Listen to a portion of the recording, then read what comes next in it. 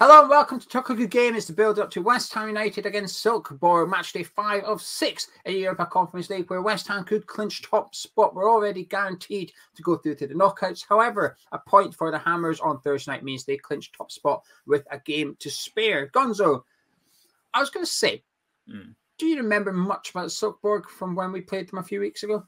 Not really, but I got my player ratings book right next to me. I can find out what you want to know very quickly. But no, I don't remember. I don't remember too much about them at all. Either do I, funny enough. I think it's because of all the Premier League football we've had as well, sandwiched in it. It's almost a bit of a distant memory. And we won 3-2 in that game. Lanzini scoring from the spot, Skamaka scoring as well, and then Craig Dawson getting the third, and they scored with 15 minutes to go to make it 3-2, make it a little bit of a nervy ending for us. But that's about it. I can't really remember too much about them, to be fair.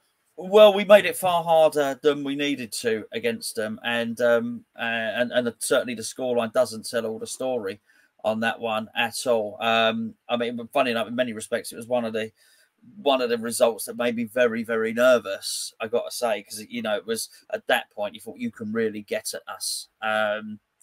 Defensively, we were fragile, but I mean, David Moyes has sorted that out now with the 30 defender system. Now nobody can. Now even Vladimir couldn't get past us. Do you know what I mean? Well, Silkeborg got beat at the weekend. However, they sit fourth in their league at the minute. Jorgensen, their top goal scorer last season, has continued his good form, and he's got 6 in his last 3 games. They sit second in the Conference League group stage. So it's an important game for them as well as us, as they've got a chance of making it into the knockout stages. Gonzo, this could be a bit of a short preview. Anything you'd like to add about Silkeborg, or should we just get straight on to West Ham talk? Yeah, let's get straight on to West Ham. This is what happens when we play these teams twice in sort of relatively close succession. We've already discussed them. We've already seen them play. And it's an interesting one. Well, I'll move on to the West Ham talk immediately now. It's a really important period for West Ham. We've already qualified from the group. Now it's just up to us whether we've qualified as group winners or not. That would be good, but I've got to say it's not the priority anymore. The priority is getting into that World Cup period where the Premier League stops and getting there in a really safe and healthy position in the league. So with that in mind, the Premier League games have to take importance. So I would possibly, let's not bin this off, but I'd possibly go even weaker on this than I would have done previously, just because of the nature and the congested points tally in the Premier League.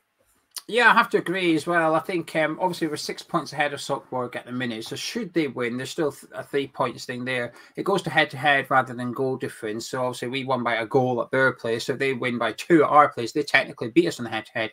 But it would just leave us needing a point when we go to FCSB next week as well. So we've got a safety net there if we need it. But we just need 1 point of our last 2 games.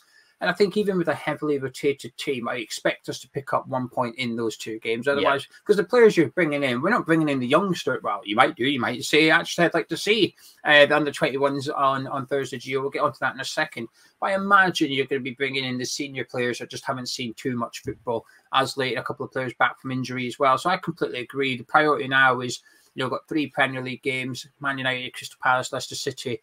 We need to be getting a decent points tally in those 3 games. So we're going to the World Cup in the top half of the table, a few points between us and the bottom 3, and we can just relax a little bit. So I have to agree with you. I think the priority has changed. Now, before we discuss more about West Ham, this video is sponsored by the One Football app, which is the best place to keep up to date with all your latest news. Whether you support Silkeborg or West Ham United or a other side, don't worry. It's all on there, as are your big competitions. But in regards to West Ham, there will be plenty of team news ahead of Thursday night. Is Maxwell Cornet back? Well, he's back in training. What about Craig Dawson? Well, he's still recovering from a dead leg. It's the longest dead leg I've ever known. Also, Nathan Aguero's back in training. Well, this game is likely to be way too soon for him. However, what about Lucas Paqueta? We're unsure. It'll be on the One Football app. It's free to download as well. Link is in the description. Get it downloaded to your device, not just your phone, but iPads, tablets as well. Get it downloaded, set it up, and it tells you what you want to see. You say support West Ham, only gives you the West Ham news. Sorted. It listens to you. It listens. It's good. So, Gonzo, you've got a little bit of the team news there. Let's go straight into the teams then, and then we'll discuss the game itself. Ariel and goal? Definitely Ariel in goal. Let's see your back. Well, Soufal at right back. Because unless there's any news on Harrison Ashby, it's become it's become conspiracy as much as fitness talk, hasn't it? So we just don't know what's going on. So I think we almost have to rule him out as an option, which is a shame because I would even suggest the first team is crying out for him at the moment. So we'll go with Sufal at right back. I'm going to have to start Kehra because I don't think there's anyone from the academy that I would play in this one. I've seen Baptiste play a couple of times this season. I just don't think he's ready. I think he's going to be a really good player, by the way.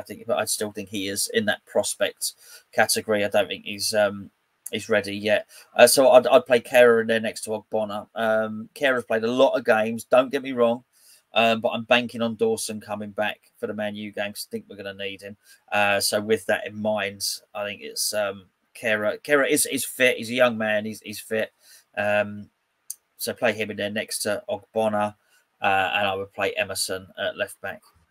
I agree with three of those. I would play Dawson ahead of Kehra. I think it's a good game to try and get him up to sort of a bit of match sharpness under his belt ahead of Sunday's game as well. And if we leave him till Old Trafford, he's been out for a couple of weeks by then. I just think it's a bit too long, in my opinion. I'd like to see him get a little bit of game time for this one alongside Ogbonna, and that's a Premier League back four. That Emerson, Ogbonna, Dawson, and Sufal. That on paper is 4 players, plenty of experience, high caliber, high ability. This should be fine in this game. Now, moving on to midfield, I think this is where it gets interesting because I can take a guess at who your striker is, but how you are going to pick your 5 personnel for in the middle of the pitch and attacking midfield will be good to know what you got. Well, I'm gonna start with Lanzini. Lanzini will play in the middle, as will Fornals. And they can probably swap over. One of them sort of goes at number 10. One of them, sort of sits back next to the other guy in central midfield. But I want that to be a little bit more fluid, really. I'm going to play Souček in there. So it'd be a midfield 3 of Souček, Lanzini and Fornals, but not like the midfield 3 that we saw against Bournemouth. Let me just get that absolutely right. Sorry, did you have a question? Yeah, I've got Connor Coventry. Yeah. I think there's very few occasions where you can give Connor Coventry game time. I think this is possibly one of them. And I think it's important he gets minutes under his belt. We've got Blackburn coming up as well before the World Cup, and that's a game where you'd probably be looking saying, well, that's a game Connor Coventry can play. FCSB is a game Connor Coventry can play. I think this one is as well. That would give him 3 fixtures between now and then, which is a decent bit of football for him, considering we've barely seen him so far this season. Now, given his lack of game time, you would imagine that Moyes is perhaps on the side of the fence, which is he's not good enough for West Ham at the end of the season. We'll let him leave, and best of luck to him, kind of thing. But I'd like him to get a chance. I don't want him to be sat on the bench for the whole season. And we can't afford to let him go in January. We don't have, funnily enough, I don't think we've got a big enough squad for that. We've got enough centre midfielders at present. I think you get rid of Coventry, although we've not required him yet. We've also not had any injuries to Declan Rice, Thomas Souček and Flynn Downs yet. Should one of them get injured, suddenly it's like, oh, hang on a minute, we could do a Connor Coventry here. So I'd like to retain him for the season. But I think games like this, actually, it's a perfect opportunity to put him in. But to sort of counteract that, I'd be playing Declan Rice in this one with anticipation of withdrawing him at half-time or something. I think Connor Coventry, he's starting this game. It's next to Declan Rice. I think it's important for him to have that mentor there for him during the game. And I think we still need a point in this one. Like you said at the start, you don't want to throw it. So you don't want to go out there and almost throw the players under the bus or anything like that. I think you've got to have 1 or 2 players in this team that creates that spine that says, actually, we are taking this serious. We do have the big boys on the bench if we need them, because we need to get a point out of this game. I want a point in this game. Yes, I want to win, but worst case scenario, let's have a heavily rotated team with the points, secure top spot, and then the last one, you can just do what you want in it. So Coventry and Rice for me. Moving up your pitch, Antonio up front. Antonio up front, absolutely, definitely. Yeah, he needs game time. I'd start with Cornet. I think we need to get him not only fit, but get him fit and in and around the team. Be that, and I mean the first team all the time. It might be sometimes starting, might be sometimes substitute. We have to put the pressure on Bowen there. in particular, and I think he can do that, and also give us another option for striker when we need to. So I would start Cornet, and then on the right, I'd probably start. I'd give a youngster a chance in this game, and I'd probably start somebody like Sawyer, who looks sort of direct and looks like he might benefit from. He'll bring a bit of pace to the team as well. I don't think we can keep flogging Bowen all the time. I think he's played a lot, and I think what I'd like to do is get the best out of him in the last 3 league games. So I'd actually give him a rest for this one, and then just bring Bowen back in for the Old Trafford game, and hopefully that happens, and he has a bit of pressure put on him because Cornet's played well. So actually, that Ben Rama keeps his place at Old Trafford. Then it's a case of, okay, who gets that other wing spot, and Bowen's not assured of it. I don't think there's any, mate. If you can't play one youngster in the Conference League when you've already qualified from the group, then I would suggest you ain't going to ever play a youngster, So yeah, I'd do that. I mean, I get it at the end of the day, because when you go through the perks of this competition last season, if you like, and one of the perks that I was happy to give out was, it's a good opportunity to play the youngsters. They should be okay in there. Like you said, as long as you're not fielding a team of youngsters, you're putting one guy and one youngster in there surrounded by senior players. I mean, looking at your team, ahead of him, he's got Antonio. Behind him, he's got Sufal. To the side of him, he's got Pablo Fornals. That's an experienced threes you're going to get in this first team here. So I've got Lanzini, Fornals, Cornet, and Antonio. Now, who plays right wing? I don't really know. I've just put players in for the sake of they need minutes. Lanzini and Fornals have to play this game. They need the game time. And so does Cornet. And I think I agree with what you're saying. It's a big game for Cornet, actually. He should be looking at that win against Bournemouth and the performance of Michail Antonio, thinking, hello, I've got a chance here. That guy's backup striker. I can perform on Thursday night. I become the backup. I become the first. Old Trafford, West Ham need a goal. Maxwell, will you come? I'm the first sub, no longer him, because, well, look what he's done. He's come on. He was poor against Bournemouth. There's a chance for Cornet to move up the pecking order a little bit. And what's important is we have to go back to the game he got injured in against Wolves. He started that game. He was first choice left winger.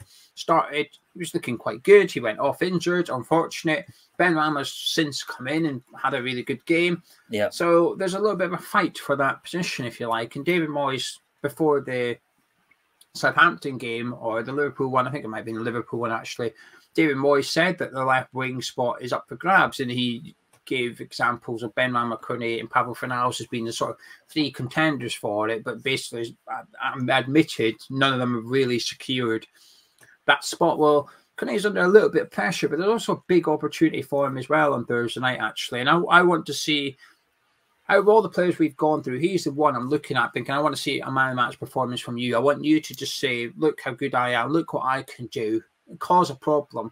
I want to do the Man United preview with you Friday morning thinking, Correa was really good last night, actually. I'm tempted to start him. He deserves a start, but where are we going to put him in? Like you said, Jared Bowen's spot should be up for grabs. Correa should be looking at that, thinking, I'm having that. Gaffer, put me on the right, please, will you? I'm going to show you what I can do. And Moyes has spoken about how Correa can play on the right. So let's see if you have to. I know you've got grievances about how Moyes never alternates the wingers and switch sides. Well, here's a perfect game to do it. Give Cornet a bit on the left and put him on the right for a little bit and see how he gets on. 15 minutes to do it. 15 minutes switching it around in each game. Just keeps the opposition guessing and gives the other winger a chance to get into the game.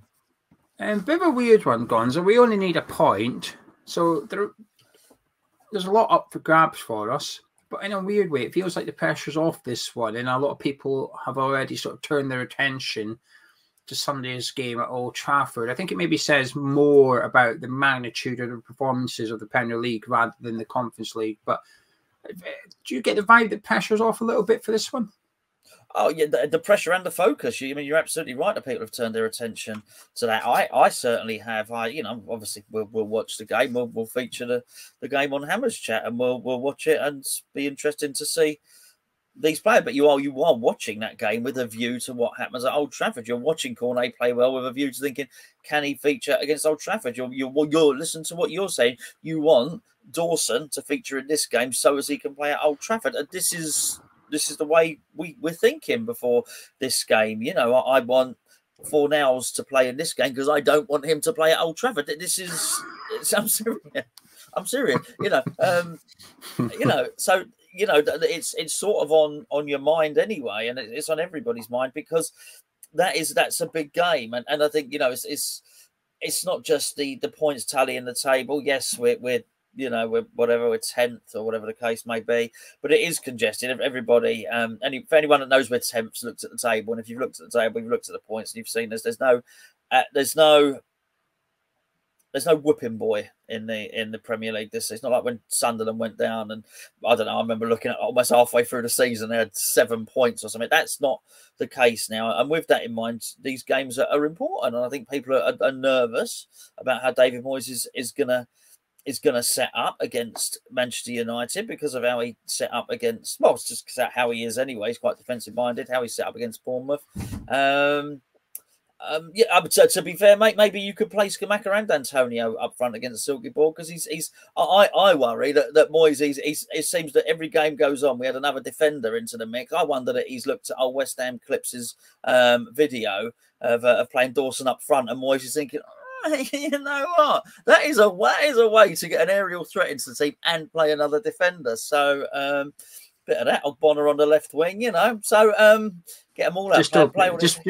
Just be glad Stuart Pearce ain't here. He had David James up front for Man City. This is it. This is dreamland. This is dreamland. So yeah, play all the attackers in this game. They won't play against Man U.